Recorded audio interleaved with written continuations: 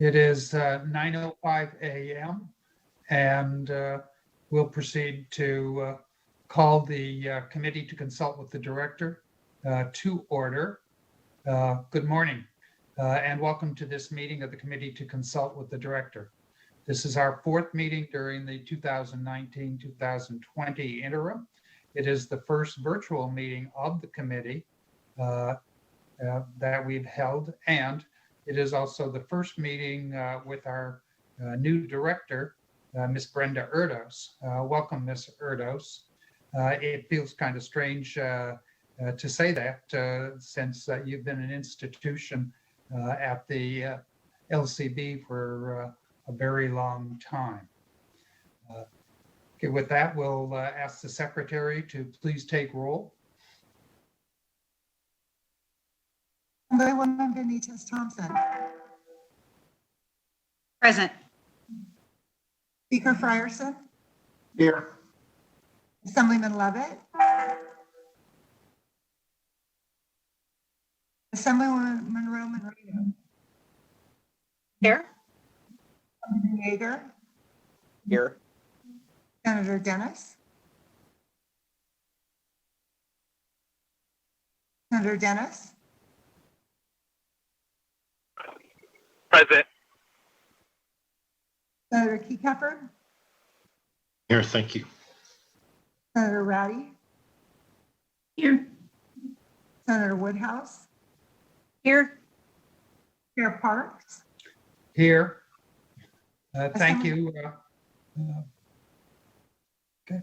I have a couple housekeeping quick reminders regarding how the meeting will proceed.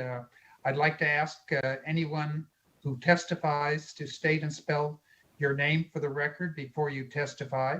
If anyone wants to receive a copy of the committee's agendas, minutes, or reports, you may be added to our mailing list by following the links on the website of the Nevada Legislature or by providing information to our staff. Contact information for staff is also listed on the website, or you can call area code 775-684-6830. The next item on our agenda is public comment. If you have called in and you would like to speak during this part of the meeting, you will be notified by our broadcast and production service unit when you have been connected and it is your turn to speak. Please remember that comments will be limited to not more than 2 minutes per person. You are welcome to submit any additional comments in writing and they will be added to the record for this meeting. If you prefer to wait to speak until later, there will be a second period for public comment at the end of the meeting. I'm now going to turn control over to our BPS staff to queue up anyone calling in to speak. Staff will inform you when it's your turn to speak. Thank you. Thank you, Chair Parks. There are no public commenters at this time. Thank you. Okay, we'll then proceed to item number 3, which is a discussion of the legislative branch response to the COVID-19 pandemic and the response of the legislative branch to this pandemic. First up is Ms. Risa Lang to discuss protocols and other measures to protect persons in the legislative building. Ms. Lang, would you like to lead off? Thank you. Good morning, Senator and members of the committee. My name's Risa Lang. I think you all know me from the many years I've served. Ms. Lang, if I might interrupt you, sorry, your sound seems to be a little low and it may be difficult for some members to hear you. So. Is this better? It's still a little on the low side. Let's see. You may need to move a little closer if that's possible. Is this any better? Oh, no, I can't That's hear you. coming in much better. Thank you. Okay, all right. Yeah, these meetings are interesting experiment for us all. Anyway, again, good morning. My name's Risa Lang. I think you know me, all know me from the years I've worked in the legal division. I've recently moved into the role of Human Resources Counsel in the Director's Office, so I'm in a little bit of a different position now. In my role, I've been working with the director to manage the response of the LCB to the COVID-19 global pandemic as it's affected our employees and others who visit the legislative buildings. The director asked me to outline the measures we've taken to protect our employees and others in the buildings and to provide some of the information that's informed our decisions. In March, in response to information we received about COVID-19 and the transmissibility of the virus, we asked as many employees as possible to work from home. The employees who remained on site were janitors, the state printing office employees, and a few others. Since then, we've continued to have as many employees as possible working from home. The information we currently have is that more than 7.9 million people in the US have contracted the coronavirus, and well over 217,000 people in the US have died from the virus. I'm guessing those numbers have changed because I just updated it yesterday and it's been changing every day. Although the flu pandemic has also been very serious, information from the CDC indicates that the number of deaths from the coronavirus at this point is nearly equal to the number of deaths from the last 6 flu seasons combined, and we haven't even reached the end of the year. Because of concerns concerning what they call twindemic, with 2 pandemics occurring simultaneously, as we now enter the flu season, we've been trying to encourage employees to get vaccinated for the flu, which the CDC has indicated is the most effective way of preventing the spread of the flu. We've also established protocols to try to keep people as safe as possible while they're working in our buildings. And I know John Vietti, our facilities manager, is going to talk next, and he'll describe the many modifications that have been made to the buildings to address the challenges presented by the ongoing pandemic. I'm going to outline the protocols that we've put into place for employees who work on site. And we now do have employees from every division working on site in the legislative buildings as we gear up for the next regular legislative session. Each division has developed a plan which allows certain employees to work on site on specific days to avoid having too many employees in the division at any given time. By rotating schedules, employees are able to maintain distancing while allowing collaboration as needed and the ability to use equipment and materials that's available in their offices. The protocols for employees who work in the legislative buildings were established to try to maintain a healthy work environment while we're all here together. The protocols require every employee to take a daily health assessment, which includes taking a temperature check and notifying HR if they have a fever or any unusual or unexplained symptoms. The protocols also require that they not come into the buildings even if they're feeling sick, even without any specific symptoms. It's required a little bit of a culture shift for us because, as you know, we at the LCB work very hard and everyone wants to do their part, but we're really trying to encourage people to stay home even with mild symptoms. For the most part, it's worked out just fine because most employees can work from home, so it just means working from home instead of coming into the building if it's their day to be in the office. We also now require all employees who work on site to wear a face mask that's appropriately fitted, or they can wear a cloth or a disposable face mask at any time when they're not alone in their office with the door closed, or even if they're outside, unless they're distanced. Dr. Fauci, the national expert in infectious disease, as well as the CDC, have indicated that wearing a face mask is effective as a barrier and helps to reduce the spread of the virus. So we also are requiring anyone who enters the building to wear a face mask, and we've made disposable face masks available to anyone who comes in case they don't have one. The protocols also require social distancing, so that means employees are required to maintain a distance of at least 6 feet from others, even if they're wearing a face mask. Employees are encouraged to talk by phone or computer rather than in person. They're encouraged to provide space in the halls and bathrooms and not to have more than a number of people in the shared kitchen areas than can properly distance. Hand hygiene is encouraged, and I'm sure you've noticed the signs if you've been in the building and bathrooms reminding people how to achieve good hand hygiene. Our janitorial unit, which you'll hear more about from John Vietti as well, has increased their services and cleaned the high-touch areas in the building and bathrooms throughout the day. Employees who engage in personal travel are asked to notify HR so we can determine whether they need to self-quarantine when they return. We've also asked employees to follow the directives of the governor and exercise caution if attending any gatherings. Employees are not being required to work on site if they're uncomfortable doing so.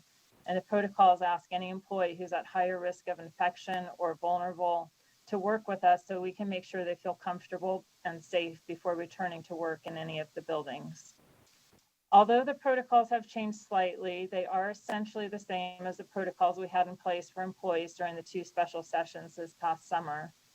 As you know, during the special sessions, we also offered a couple of testing clinics so that anyone in the building could get tested for COVID-19, including the employees who were here. Testing is useful and it does provide some helpful information, but as you know, it's not perfect since it only tells you whether the person is likely to be infected on the date the test was given.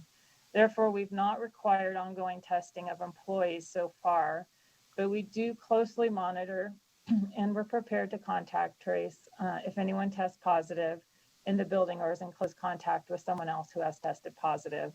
And we have asked employees if they test for any reason to let us know the results of the test.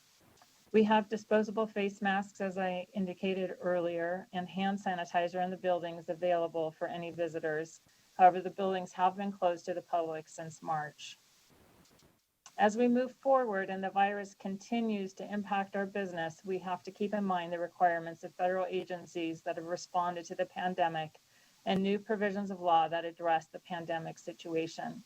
We'll continue to make accommodations as necessary to comply with the ADA and the general duty clause of the OSHA, which requires employers to maintain a working environment that's free from recognized hazards that may cause death or serious physical harm. We're doing what we can to make sure we're in compliance with OSHA in that respect. The EEOC has developed a lot of regulations during this time governing employees and necessary time off for COVID-related reasons. We're making sure to comply with those as well. We're also aware that there has been a lot of litigation as a result of the pandemic. Over 5,400 lawsuits nationwide have been commenced relating to the manner that employers have handled the situation. More than 700 of those are related to labor issues, including conditions of employment. Those may involve a lack of PPE that's available, workplace exposure to COVID-19, wrongful death, and personal injury. Of course, we continue to do our best to control the environment in the building and to avoid any unnecessary exposure. Ultimately, we're just doing our best to keep everyone safe and to stay on top of the ever-evolving information. Besides protocols and federal mandates, we're also doing what we can to try and help employees stay connected. This week, we're sending out our first HR Matters newsletter to all LCB employees. The newsletter was put together to keep employees up to date on what's happening in the building, to inform them of new policies and provide other useful information.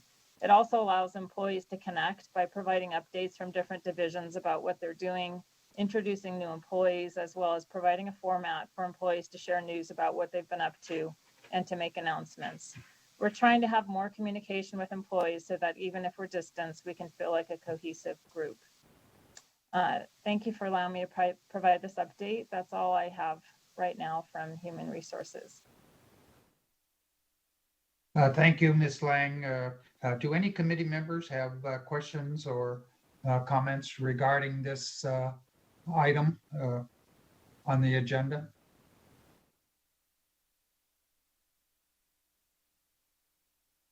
Okay, I'm not seeing. Ms. Lang, I'm assuming that as we get closer to the session, there will be additional discussion items for discussion or changes in procedures and protocols. Am I correct? Yeah, I think so. And like I said, it's just changing every day, as we've all seen in the news, and we're just stay on top of it and do what we can to make sure everybody stays safe in the building. Thank you for that. And if I might suggest, as we proceed forward, that you indicate that you will be having communications among staff members, and I hope that you look at adding legislators into that. I think we find it most informative to know what else is happening both in the building and amongst our hardworking staff. Thank you. Chair Parks, may I ask a question? Yes, I'm sorry. Senator Reddy. Oh, Senator Reddy, please. Thank you. Ms. Lang, have you thought kind of about a timeline to make final decisions for the February 1st opening of the legislative session?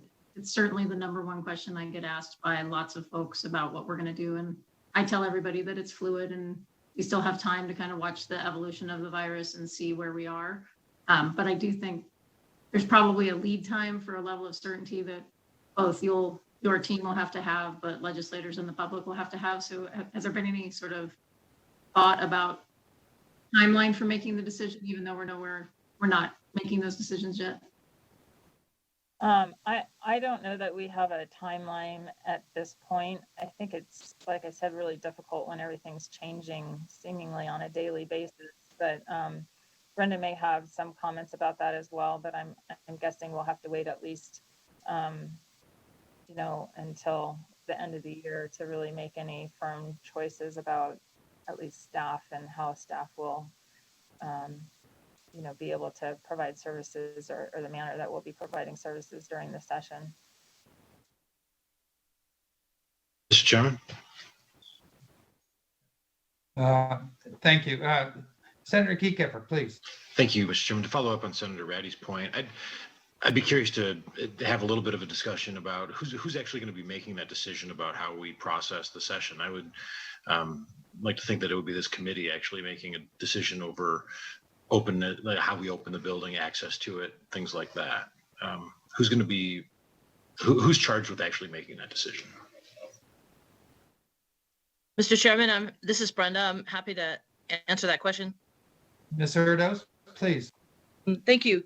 So right now, what we're looking at is trying to put all the information together and actually figure out what information that we need. And some of the things that you'll see today are sort of setting the stage for that. I think the rest of the decisions in terms of how we go from here, we're planning to get made as soon after the election as possible. But I do hope to continue to bring information concerning this topic, as well as other things like we still need to do the session calendar that's traditionally been worked on by this committee and the other things that we need for session. So again, we're sort of fact finding and keeping up with everything and trying to learn, as you'll see from some of the other presentations today, what other states are doing, fact finding from everywhere. And then again, we're looking at shortly after session, trying to drill down to get a decision made, because to Senator Ratty's point, there are a number of these things that we would need lead time. And as you hear the folks from buildings and BPS, you'll hear that too, that any decisions that we make will need some lead time before the February 1st date. So we are working on that as we go along here. Yeah, thank you. I certainly appreciate that the need for that lead time, because clearly there's a lot to do. So is it your intent then to bring back like options to this committee and have the committee choose the path forward based on what's in front of us? Basically, I don't have that information yet. I think right after the election, we will be able to formalize plans. Certainly, I would bring everything to this committee as well. I don't have an indicator yet as to how those decisions will be made. Mr. Chairman, if I may chime in. Thank you, Ms. Erdo. Speaker Frierson. Thank you, Mr. Chair. Well, first of all, thank you, Ms. Erdos, for having fleshed out a lot of options.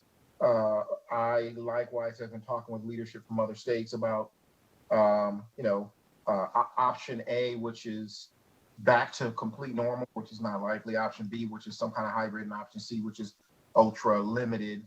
And I appreciate the conversations that I've had with the director over the last month or so about this very issue, but I don't want to have this record suggest that the rules of the bodies don't dictate how the legislative session normally operates.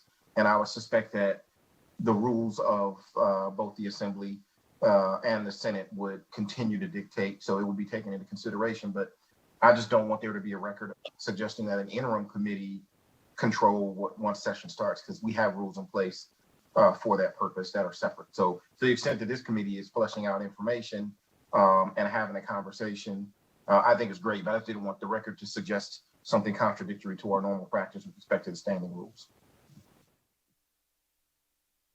Thank you, Speaker Frierson. Comments and questions from committee members? Mr. Chairman, if I could jump back in on that. So, I mean, I certainly understand but we don't adopt those rules for the session, Mr. Speaker, until we get into session. So there's some sort of agreement that's usually reached prior to that. And I'm just trying to understand if that's going to be something that's done through this committee as the committee to consult with the director as we talk about things like calendar as we do, or staffing. That is sort of and it is common practice for this committee to weigh in on those sorts of things. I agree. It's not common practice for this committee to dictate how the session operates, though. So no, that's true. I'm not suggesting that. For us vetting out those issues, we don't start writing the standing rules on the first day of session. That, you know, those are conversations that we have leading up to it. And so I think that the members here understand. I just don't want a record to suggest that the interim committee is going to be setting the rules for how the session operates, because that's just not typically how it operates. Thank you, Senator Keycapper and Speaker Frierson. Further comments or questions? Okay, I'm not seeing any. So we'll move on to the next person that we're going to hear from. We'll talk about the modifications that have been made to the legislative building to make our facilities safer for all of the participants in the legislative process.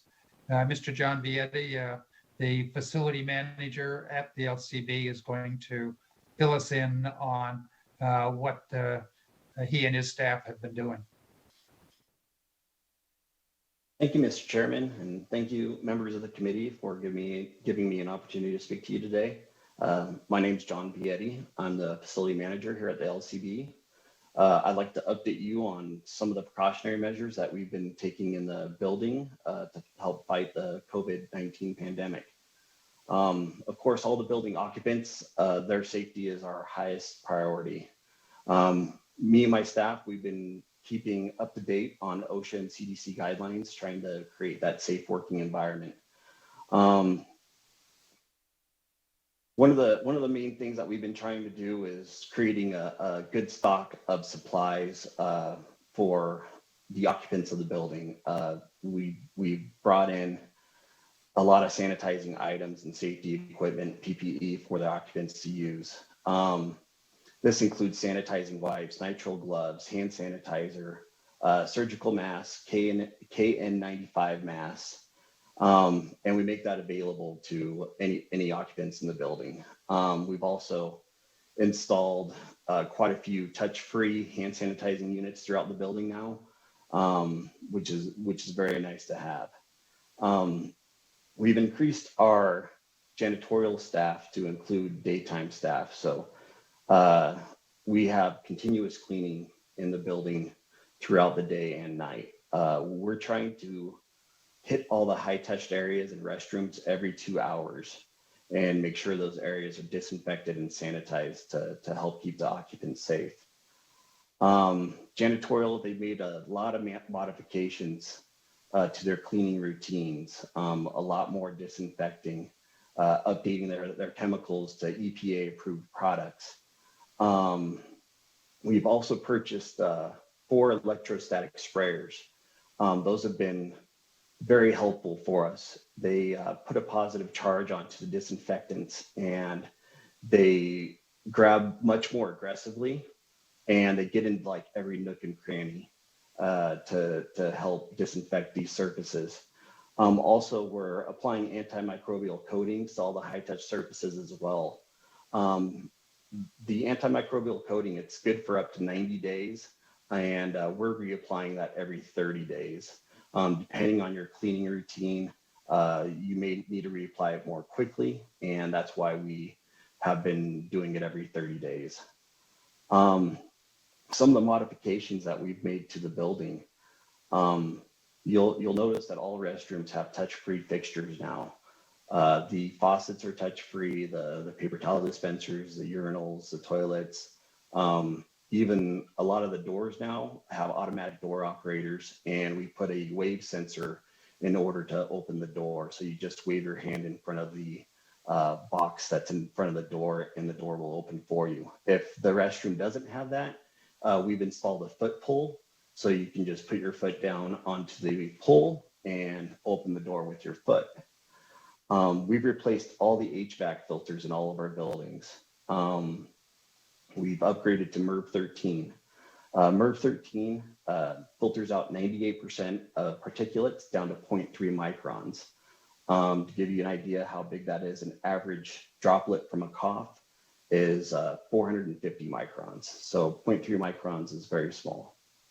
We've also increased our fresh air intake with the HVAC system coming into the building to the maximum capacity that we can bring in and still maintain temperatures. My staff has worked very hard building plexiglass barriers. They've been fabricating them, and we've been placing them everywhere throughout the building. Also, we put in a lot of signage throughout the facility, making sure that people maintain social distancing. And you'll see a lot of wait here signs and stuff like that for people to go see, like the police desk and stuff like that, where they can maintain that distance and still wait safely. And then I'd like to just kind of go over a couple other non-COVID related projects that we've done recently as well. We've replaced the roofs at the Sedway building and the state printing office. And we got a really good roof system up there now, and should be good for 20 years with no issues. The exterior of the Sedway building has been painted with the elastomeric paint, and to make it more watertight and give it a fresh new look. We've replaced the storefront doors at the Sedway building too on the south side. We've added an ADA compliant automatic door opener there and replaced the doors. And again, those doors are going to have that touchless sensor as well. Here next week, we're going to be starting on the west side of the main LCB building. We have those double sets of 3 doors. The middle set of doors on the inner and outer door set are going to be replaced with a solid glass 4-foot automatic sliding door. And so depending on what we look like for session, people will be able to come through that without touching anything at all. Also, we're going to be modernizing 2 of our elevators. We're going to be doing a complete modernization on the Senate elevator and the garage elevator. That includes replacing all the controls, all the sensors, the motors, and just doing a full upgrade on both of those elevators and making them much more reliable and giving the equipment much more longevity. We're also in 2 weeks from now, we're going to be replacing the garage door down in the basement. And the roll-up door that's there now, it's on a spring system, which is good for up to 100,000 cycles. The system that we switched to is a direct drive system. And the direct drive system, it's good up to 1 million cycles. It's about 4 times faster than the old system and much more reliable. So we're very excited to get that put in. And that's about all the projects that that I got for you today. I'd be happy to answer any questions, or if you guys got any questions for me, I'd be glad to answer them for you. Thank you, Mr. Vietti.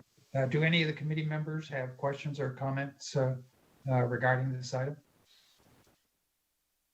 Yes, Speaker Frierson, please. Thank you, Mr. Chair. I just wanted to thank Mr. Vietti for everything that he's done up until now. It's been impressive what our folks do behind the scenes to make sure that we're able to keep operating. So I just wanted to acknowledge the work that he's done and thank him for everything that he's doing. Thank you, very Speaker much, Frierson. Okay, further questions, comments? Okay, I don't see anybody. So thank you once again, Mr. Vietti, and appreciate all the hard work that you've undertaken. We'll now move to the Broadcast and Production Service Unit of the LCB. And I know they've been working hard to make it possible for us to hold these virtual meetings. And we're going to receive a update from Mr. Jeff Laughlin, the BPS Unit Chief. Mr. Laughlin. Thank you, Mr. Chairman, members of the committee. I am Jeff Laughlin, Unit Chief of Broadcast and Production Services here at the Nevada Legislature. I'm here today to give you a brief update on what my unit is doing in response to COVID and session prep. So on top of, we've developed and maintained a robust meeting system. As you all experienced here, the staff has worked very hard to develop scripts, to develop procedures that make these run very smoothly. We've also been contacted by other states and other state agencies into how we go about doing this. So I'm very happy that we can share our successes with other folks. So on top of this remote meeting system, we are replacing monitors in the committee rooms. So to prevent unwanted access, we're moving from consumer grade monitors to commercial grade. This is going to give us a professional level of security controls for things like Wi-Fi and Bluetooth streaming to these monitors, and this will prevent any disruptions that may occur during a meeting.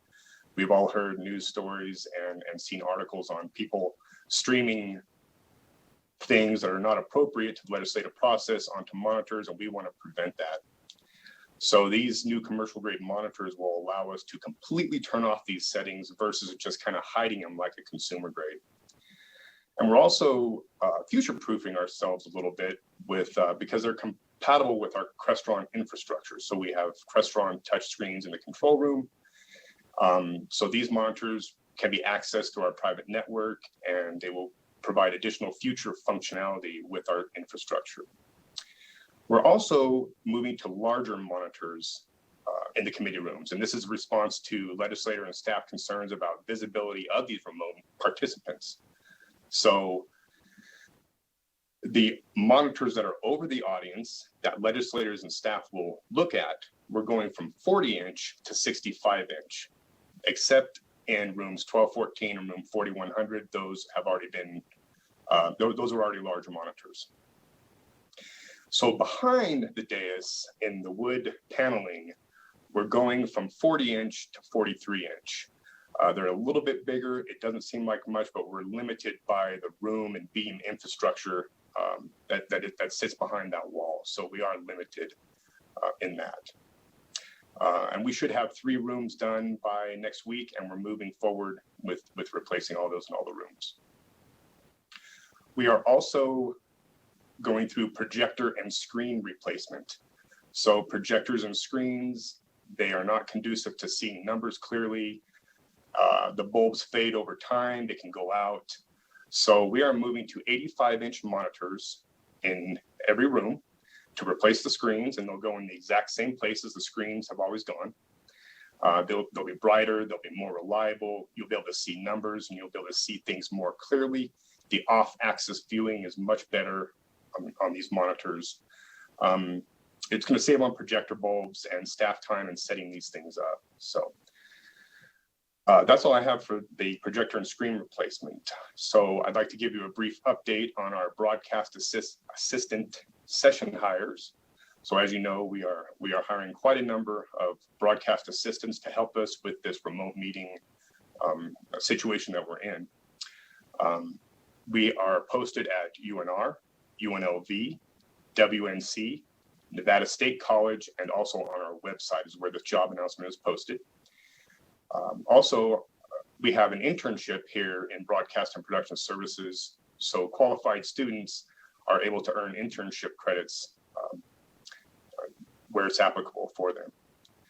So I want to let you know that we have 21 applicants so far, and the breakdown to that is Las Vegas has 10, Henderson has turned in 2, Reno has 3, Carson City 2, Douglas County has 1, Dayton has 2, and there's a somebody who misses the Silver State, obviously, in Dallas, Texas, because they have also turned in an application. So with that, Mr. Chairman, I'd be happy to answer any questions. Thank you, Mr. Laughlin, for that presentation. I'd like to open it up at this time for questions from the committee. Mr. Chairman, if this is Assemblyman Frierson. Yes, Speaker Frierson, please. Thank you, Mr. Chairman. If I may, I just wanted to similarly thank Mr. Laughlin for being a hero for us behind the scenes. We made it through this the special session in what could have been disastrous, and I think we were more accessible to the public during a special session than we ever have been. So I just want to say thank you also, because it was tremendous work behind the scenes. Thank you, Mr. Speaker. Thank you, Speaker Frierson. Further questions? Mr. Chair, this is Senator Dennis. Yes, Senator Dennis, please. Thank you. Just a couple on the 85-inch screens. Are those comparable to what we were paying before, as far as the cost between projectors and screens and those kind of things? Thank you, Senator Dennis, for the question. Yes, they are comparable in terms of when you look at, we would have had to replace all of the screens. They're getting very old, and it takes 2 people to lower the screens, 1 person to hang on it, and the other person to press the button to get it to go down. So we're going to have to replace the screens. We were going to have to replace the projectors. So this cost is very comparable to doing that. Absolutely. It's amazing that we've gotten to that point now where we've got these TVs that are huge that you can almost stick on the wall with the piece, with double-sided tape. So that's great. On the as far as being able to do all the video stuff that we're doing, how have we done with the bandwidth and any kind of issues that have come up? It seems like we're usually the connections are really good. I'm just wondering if we've had any issues and if we've had to upgrade any of that stuff. Thank you for the question. Yes. Yeah, you're aware that, at home, we can all have our issues with our connections. Here in the legislature, we have a robust infrastructure, a robust network. And I also know that our ITS staff will be upgrading from a 200 meg pipe very soon to a 1 gig pipe. So we're upping that bandwidth to accommodate session and all the various technology that we'll have accessing that bandwidth for that time. Great, thank you. Yeah, I would, I guess, pile on to that previous comment by the speaker. Just amazing all the work that you've been able to do so that we can stay connected, and grateful that we have a great staff that can do that, because not everybody's had that great success in being able to do all this stuff. So thank you for all the work there. Thank you, Mr. Chair. Thank you, Senator Dennis. Further questions for Mr. Laughlin? Okay, at this time, I'm not seeing any. And once again, Mr. Laughlin, thank you very much for all the hard work that you're undertaking, and wish you much success as we proceed forward. Thank you, Mr. Chairman. Okay, that would conclude item number 3 on our agenda. And we'll move on now to item number 4.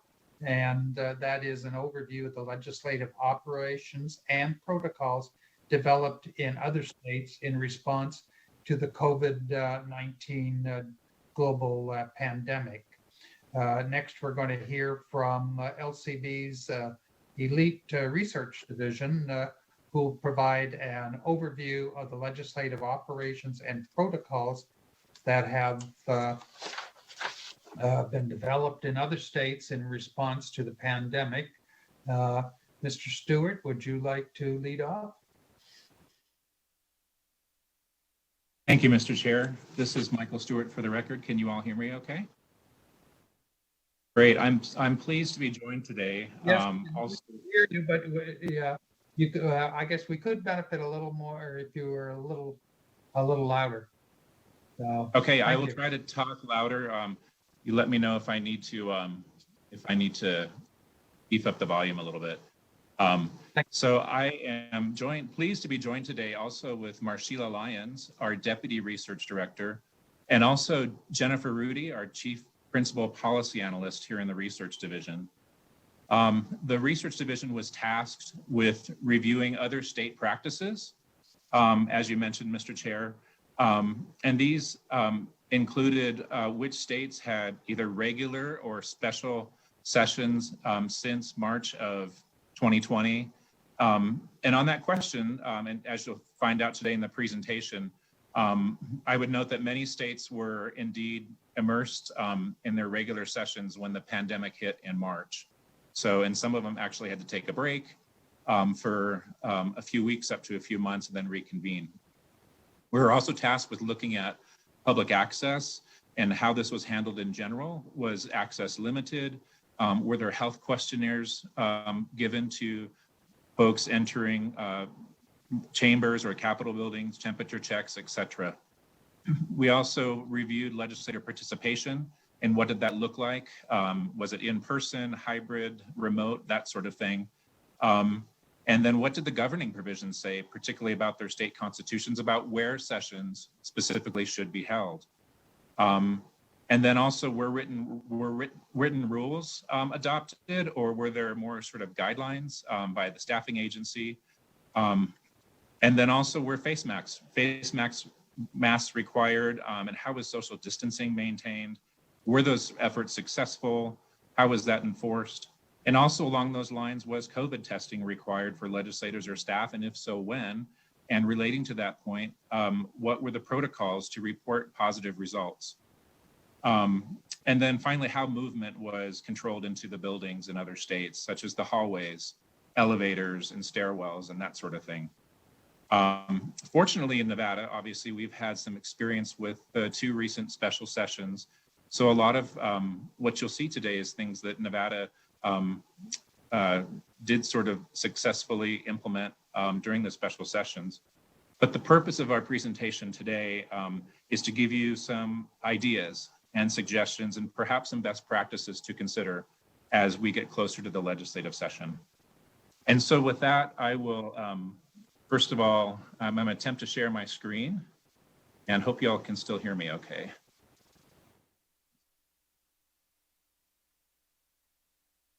All right, stand by while I start this slideshow.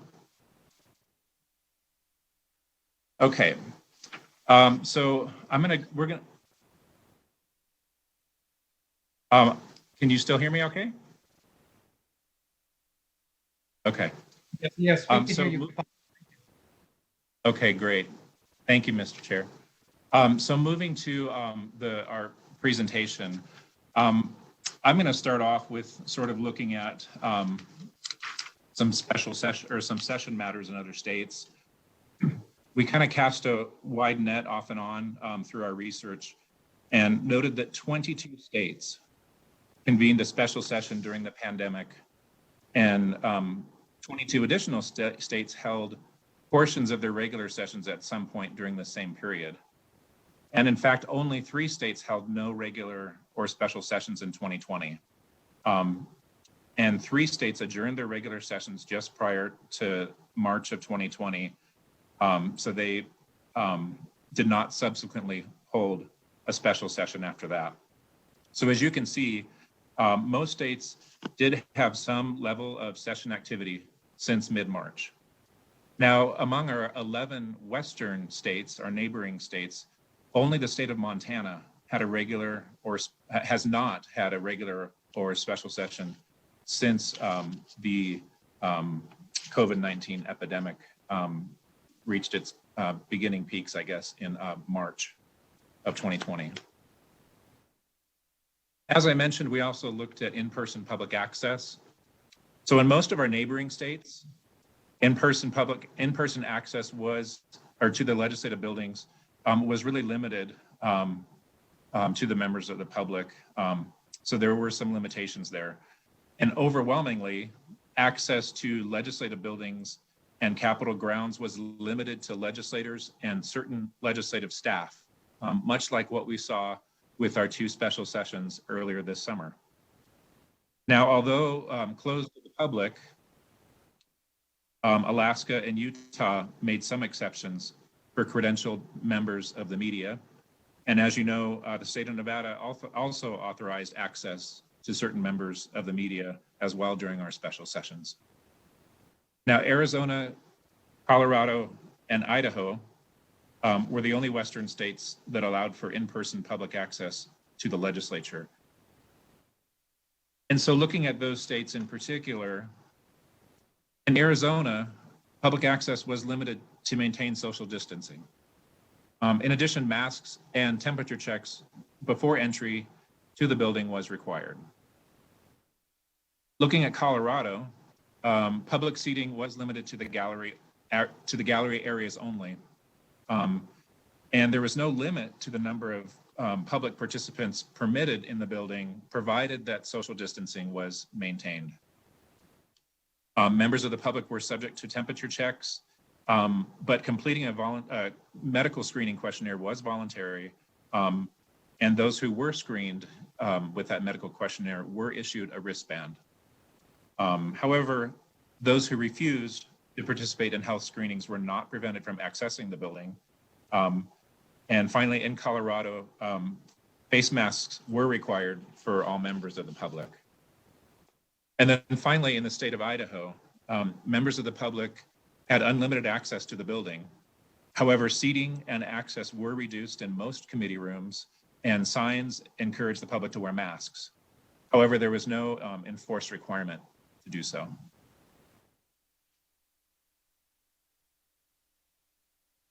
So again, this next slide, you'll note that the Nevada Legislature did employ many of these same practices during our special sessions this summer. And looking at sort of a national level, casting a wider net, we found that at least 30 states held remote or partially remote committee hearings. And the public was able to participate in several ways. This included providing live testimony via video or telephone during a hearing. I would note that some states required individuals who wish to testify to sign up via an electronic sign-in sheet. And others were allowed to submit comments through an online comment or testimony submission form. Emailing comments and testimony to published committee or individual legislator email addresses was also allowed in several states. There was established remote testimony stations in public spaces in certain states, and holding virtual public listening sessions prior to the session or during the session was also a practice. And finally, broadcasting hearings, as you heard from Mr. Laughlin, that we've done in Nevada, broadcasting hearings live through live stream and webcasting and through other methods was put into practice in these states. And so with that, Mr. Chair, I'm going to then turn this portion of the presentation over to Jennifer Rudy, Chief Principal Policy Analyst, and she's going to talk about some constitutional requirements, as well as in-person legislator participation, either in person or remote. And then Marshila Lyons will kick off the later part of the presentation. Thank you, Mr. Stewart.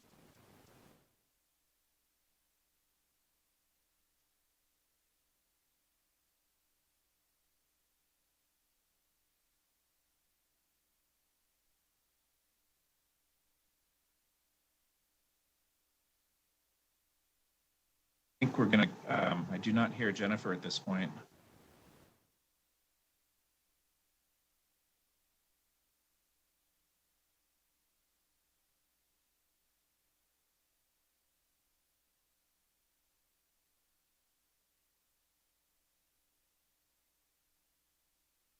Jennifer, I believe you're muted.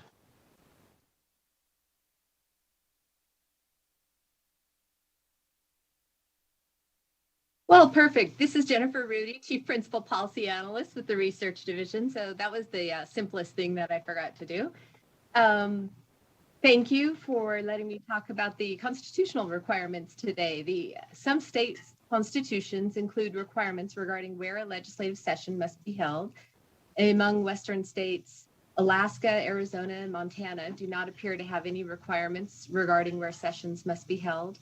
California, Colorado, Hawaii, Idaho, New Mexico, Oregon, Utah, and Wyoming require sessions to be held at the Capitol or in the seat of state government, and most allow for sessions to be held temporarily at another location under certain extraordinary circumstances, such as war, a catastrophic or natural disaster, or if the Capitol is declared unsafe. Nevada, as you will recall, in the first special session of this summer, is one of those states that did have or does have constitutional requirements found in Article 4, Section 1, that the legislature, sessions of the legislature shall be held at the seat of government in the state. And if you'll recall, in that first special session, the 31st special session, there was one of the first orders of business during that session that started July 8th, 2020, was for the Assembly and the Senate to adopt special rules concerning the use of remote technology systems by members of each house. Those were Assembly Resolution 2 and Senate Resolution 4.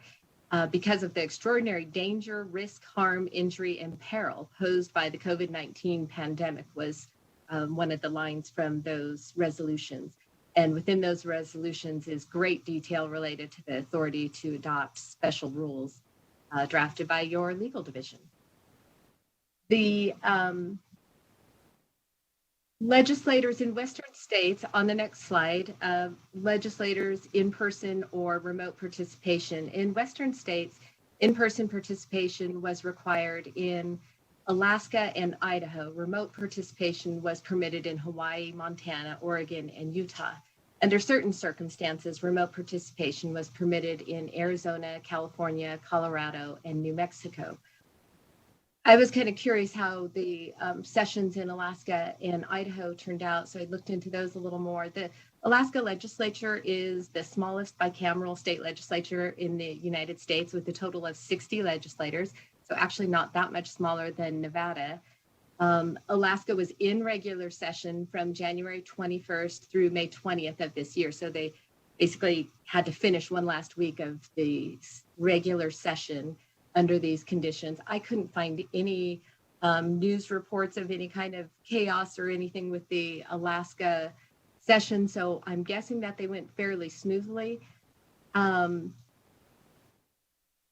of us, Nebraska is the only legislature actually smaller than Alaska. They're unicameral and they have just 49 legislators. In Idaho, their regular session ended March 20th, 2020, and then they had an extraordinary session convened on Monday, August 24th, that lasted 3 days. Many of us legislative staff felt pretty good about how smoothly our special sessions ran after watching some of the reports from Idaho's extraordinary session. That is not to detract from the legislation passed in Idaho, but to note there were arrests made for trespassing. It was a lively session. If you want to Google Idaho's extraordinary session, it was pretty lively. Legislator participation. Criteria for remote legislator participation in legislative floor sessions. Arizona, once quorum in the building is established, members are able to participate remotely. In California, they provided there was a quorum on the floor, and once that was established, senators were allowed to participate in floor debate by Zoom, and assembly members were able to vote by proxy. In Colorado, legislation passed during the 2020 session authorizing the president and the speaker, in consultation with the majority and minority leader in their respective house, to authorize remote participation if certain public health disaster emergency conditions are met and they find that holding in-person legislative proceedings poses an increased health risk to the members or to the public. Authority for remote participation only remains in effect as long as the declared emergency continues. In New Mexico, on the next slide, Legislation passed authorizing remote participation in committee hearings or floor sessions during the first 2020 special session. Members of the House were authorized to participate electronically or telephonically, and members of the Senate were able to participate from their Capitol offices. Nationally, at least 23 states held remote or partially remote floor sessions. Certain states allowed for both remote debate and voting, and others limited remote participation to one part of the floor process. Various states allowed for proxy voting. Some required legislators to participate from their Capitol offices. A few states required a quorum on the floor or in the building, and others participated remotely. A few states authorized remote or proxy voting in specific circumstances. This is where I pass it off to Marshila. Good morning. For the record, Marshila Lyons with the Legislative Council Bureau's Research Division, MARSHEILAH and LYONS. This morning, I will briefly provide general information regarding legislator and staff's use of personal protective equipment and social distancing, COVID testing, reporting positive tests, and tracing, and the control of traffic and movement in legislative spaces. Based on a survey in Western states and reaching out to some of our national partners, it appears that most states did not adopt formal rules of conduct, but rather issued guidelines of protocols to address conduct in legislative spaces. Of the states that did adopt rules, New Mexico adopted the most extensive, which provided for remote participation, social distancing, the provision of personal protective equipment to those authorized to enter the building, roll call for House votes, protocols to be recognized to speak in a remote setting, use of electronic signatures, and a requirement for presiding officers to recess in the event of an audio or video interruption. Next slide, please. In survey states, most guidelines and protocols included requirements for legislative staff to wear masks and practice social distancing. In general, legislators were encouraged by leadership to do the same, and the vast majority of legislators and staff were provided PPE upon request. Overall, staff requirements were enforced by staff supervisors and agency heads, and legislative enforcement and encouragement was provided by presiding officers and committee chairs, with assistance from legislative or Capitol Police and Sergeant at Arms. With regard to social distancing, more than 30 state capitals have been closed to the public, and most revised seating, changed rooms to allow for a distance. A couple of legislative bodies use different buildings to accommodate the size of the body and the need for distance. In addition, some added barriers and allowed members to participate from other spaces in the building to maintain distance. A few examples of states that required and enforced the use of masks and social distancing are included in your presentation, and you can find them there in California and in Hawaii. Just quickly, I'd like to go through some of what Hawaii required. In Hawaii, legislators and staff were required to wear a mask upon entry into the building, submit to thermal camera or forehead temperature screening, and present and wear identification demonstrating authorization to access the building. Individuals who are permitted access are given a daily indicator signifying their authorized entry into the building, similar to what was done here in Nevada. On the next slide, it continues with Hawaii. Individuals who did not comply, however, with the requirements or registered a certain temperature reading or exhibited signs of illness were denied entry into the building. The state capitol access procedures were issued by the comptroller and are enforced by the sheriff's office, which has that responsibility in Hawaii. In addition, they had some assistance from the sergeant at arms and at certain points from the Hawaii National Guard. Social distancing measures were taken by legislators and staff. However, no formal policy or rule required it in Hawaii. Next slide, please. Most Western states did not require COVID-19 testing for legislators or staff. However, several states indicated that they are considering requiring it for legislators and staff who work in the Capitol, not remotely, during the upcoming 2021 session. In conversations with many of the representatives of those states, it appears that one of the considerations in testing was just the access to tests at the time that their session was taking place. Several states provided legislators and staff with information regarding testing locations throughout the state. Colorado and Hawaii offered optional on-site testing to legislators and staff, In Colorado, testing was also open to members of the public, and in Hawaii, testing was offered immediately after a legislator with access to the building tested positive for COVID-19. New Mexico required testing for all staff and highly recommended testing for legislators. All of the staff were tested, and approximately 90% of legislators complied with the testing requirement. Testing was done 2 to 3 days before session, once during session, and offered on the last day of session. Next slide, please. Only a few Western states had written protocols for reporting positive tests, and most relied on their state or county public health agencies to provide contact tracing. In Alaska, they also followed the CDC's guidelines and closed the buildings for 24 hours to perform deep cleaning and disinfectant protocols after someone identified as being COVID-19 positive. And they, as other states, relied on their Department of Health and Social Services to do contact tracing. California passed legislation that requires certain actions be taken if employees and employers if someone is a confirmed positive COVID-19 test. Next slide, please. The Senate House of Representatives and the Legislative Reference Bureau in Hawaii noted that each agency established their own internal protocols governing reporting of positive tests. However, they did collaborate in sharing that information for the safety of all who had access to the building. In New Mexico, SR1 of the first special session of the 54th legislative session required certain notifications by senators when they tested positive. However, the counterpart measure in the House did not address reports of positive testing.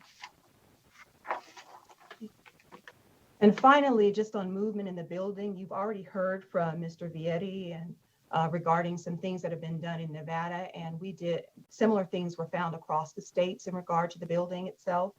According to a survey of the Western states that we conducted, the majority used signs to control the flow of foot traffic in stairwells and the number of elevator occupants within legislative or Capitol buildings. In addition, in other areas of the building where social distancing was not possible, several used barriers, plexiglass, and to control the direction of traffic. Finally, communal equipment or practices such as water fountains, water coolers, shared coffee pots, and buffet-style meals were either removed, inactivated, discouraged, or no longer permitted. Thank you, and if there's any questions, we'll be happy to take them. Thank you, Ms. Lyons. Committee members, are there any questions for either Michael, Marshila, or Jennifer?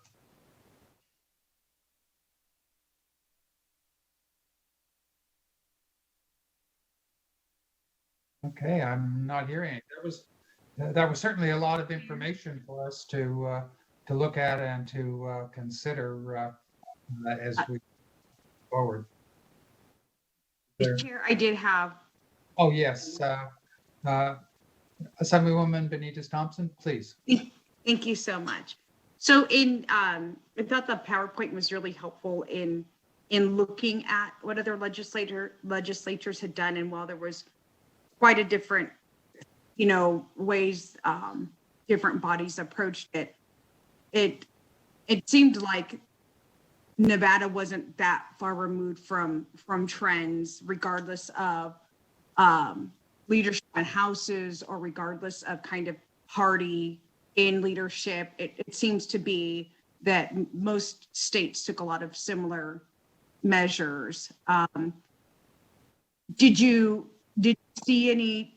I know a lot of states are considering right now, looking forward, for those who are, some are still in session, but for those who are out of session looking to go into session, do we see any trends emerging that would tell us that Nevada's an outlier in any way? And I guess I just want to address that, out in the public, people can have concerns about the legislature and people's access to the legislature. And I think it's an absolutely valid concern. It is the people's house. And the thought should always be, how do we grant access to the people, but that we're not unique in any way in having taken safety and precaution measures. But do you have an inkling what that might look like?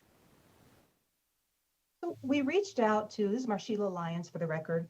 We did reach out to more states than our Western states, and we're getting that information in, but it looks like Nevada was right in line with other states that conducted sessions during the pandemic. All of the states are dealing with a response to making sure they've opened up public access, opportunities for public input as much as possible. And so we're certainly looking at what other states have found to be helpful to make sure the public is able to participate as much as they can and as thoroughly as they would be in a regular session. So, but as far as outlier, I don't think Nevada is an outlier at all. I think we're right in line with what most of the other states did. And again, 30 states closed their capitals and offered limited access to them during their sessions during the pandemic. And so that was the norm. And of the other remaining states, some of those kept their capitals open, and some of them, we just didn't get a response from them. And so we don't know if they did or not.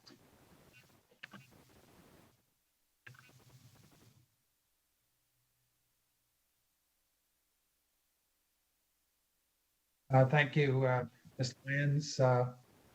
Further questions from the committee? Mr. Chair, Mr. Chair, this is Michael Stewart again. Okay. No. Yes. I just wanted to. Here, please. I just also wanted to point out too, to sort of follow up on what Marshila noted. The two of your dues-paying organizations, the National Conference of State Legislatures and the Council of State Governments, have been monitoring so much of what the other states have done. And so they have some great resources, some of which, we pulled to prepare this presentation, both from CSG, CSG West, and NCSL. And so the second to last slide there does have some links to those organizations and some of the charts and tables where they've monitored some of the activities in the other states. So I just wanted to point that out as well. So thank you, Mr. Chair. Sorry, I think another member had a question as well. Thanks. Thank you, Mr. Stewart. I believe Senator Dennis, please. Thank you. I just, even though I don't think we looked at this, but something that I've been thinking about, as we did this research, did we find out any information about how states are handling, like during session, we meet with a lot of folks that come in and want to talk to us. Are they all just doing that via phone, or did we see any innovative ways that they're able to talk to constituents during sessions? Did we see anything like that? So again, Mr. Chair. Please. Thank you. This is Marshila Lyons for the record. So we did find some interesting examples. Again, a couple of states held just listening sessions with constituents and basically allowed people to either phone in, or they use Zoom or some other method in order to share their comments and concerns and questions with legislators. Also for meetings, working groups and meetings, many used social kind of networking systems like Skype and Zoom in order to hold meetings to address issues, address possible amendments to bills. So they use the kind of technology we're using today to work with working groups and individuals and lobbyists and interested parties to work through issues. And so those are the examples that we found. Again, a lot of states are working on that issue as well. And so we'll be happy to share more information later as we get results from some of the surveys we've sent out and some of the surveys that CSG and NCSL are conducting to get a little bit more information on what the options are for legislators to hold those types of meetings, working meetings. Great. Thank you very much. Thank you, Mr. Chair. Thank you, Senator Dennis. Further questions, comments from the committee? Okay, I'm not seeing any, so I want to certainly thank you, Michael, Marshila, and Jennifer. Like to, at this point, that pretty much concludes item number 4, but I'd like to turn it over to our Director Erdos to see if she has any further comments regarding this item and where we proceed from this point. Thank you, Mr. Chair. I would just like to let you know that we'll continue to follow this research and some other things that we're doing.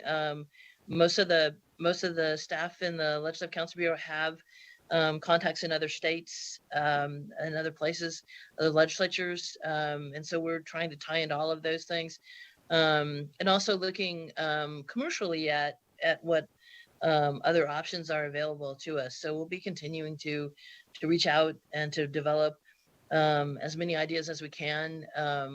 One of the bigger issues that we're looking at is what Senator Dennis was talking about, finding a way to provide safe access for the public, or figure out how to do public interaction. And I know Michael and I have done some Zooms with members of other states, other Western states, other just talking about the problem. So I think a lot of states really are kind of in the same situation we are right now, in terms of we need to get something figured out quickly. But on the other hand, no one's come up with anything great yet. So we have some ideas, and we have some things in the works. I would tell you that I compliment the Chief Clerk of the Assembly, who asked way early, before the COVID pandemic even came out, for us to start developing a system whereby you could members of the public and lobbyists could actually register, if you will, on the computer for attendance at meetings and to provide testimony. So that's already ongoing. So she was very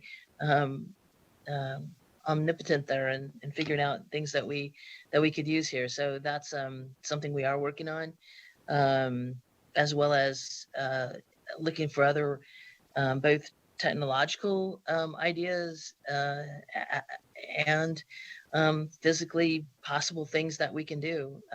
So this is sort of ever evolving, but clearly with the underlying backdrop of we need to get some decisions made pretty quickly here. So we will continue to work with this. We'll continue to bring things to this committee as we develop, and I would appreciate any input from people who have things they'd like us to consider, to look into, any other ideas here. It's been amazing, frankly, to me, where all the different information has come from to make this all work out. And I don't think I could have ever anticipated, for example, some of the things that John Vietti made a presentation here. He was the one who came up with maybe we need the tents out front to do the temperatures checks and the health checks and things like that. The printing office came up with the stickers. So people are really working hard to make this process a better fit within the pandemic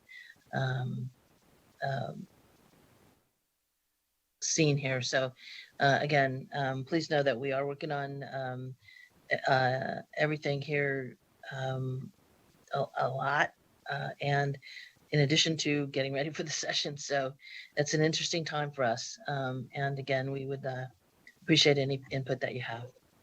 Thank you. Thank you, Director Erdos, and we're truly fortunate to have you in that director's role with all your background, your information, and I'm sure you'll provide invaluable leadership as we proceed forward. And the other possibility is, I think members should be prepared for additional meetings of this interim committee as we get closer to the regular session and after the election. So with that, that concludes item number 4, unless anyone has any further comments they wish to provide. Senator Brooks, I would just have a question and a request. This is Senator Ratty. Oh, yes, Senator Ratty, please. So thank you, Brenda, for that summary, and super helpful. And it just made me think of one thing. So as you're looking for I like the ideas that came from the states for forums and how people can testify in public hearings. I think the other big piece for us is, particularly during session where we have these meeting after meeting after meeting with folks who are wanting to talk to us individually.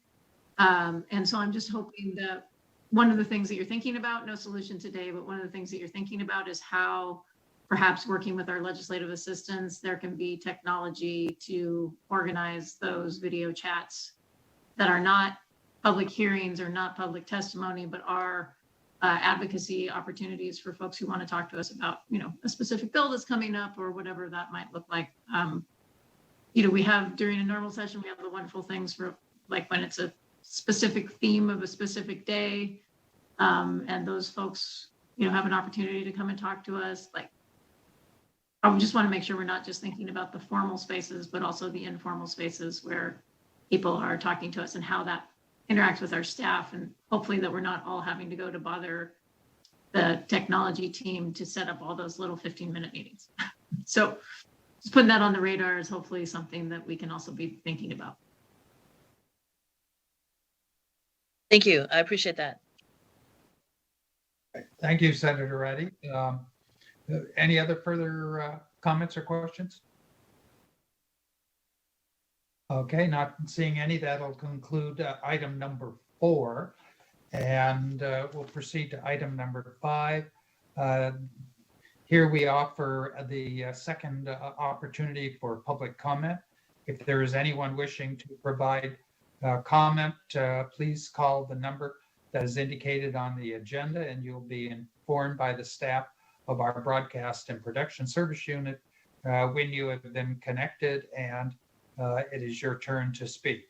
Again, comments will be limited to 2 minutes per person, but you may submit any additional comments in writing to be included in the record. I'm going to turn this over to BPS staff at this point to queue up those calls wishing to speak, and they will be informed when it is their turn to speak. So if everyone will just stand by for, I believe we'll take roughly 2 minutes to see if anybody calls in. Thank you.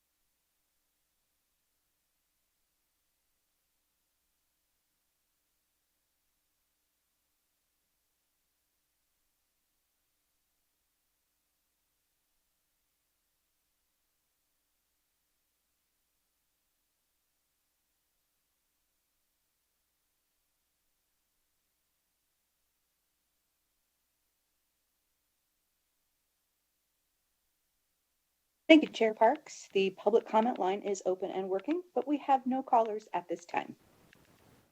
Thank you, BPS. Appreciate that. Since there's no further public comment to be received at this time, we'll conclude item number 5 and move on to item number 6. Item number 6 is adjournment. If there's any comments anyone wish to make before we adjourn, this would be your time to do that. Okay. Not hearing anybody or seeing any further business to come before this committee, we are adjourned. I'd like to thank all of you very much for a very informative meeting. Thank you. We are adjourned.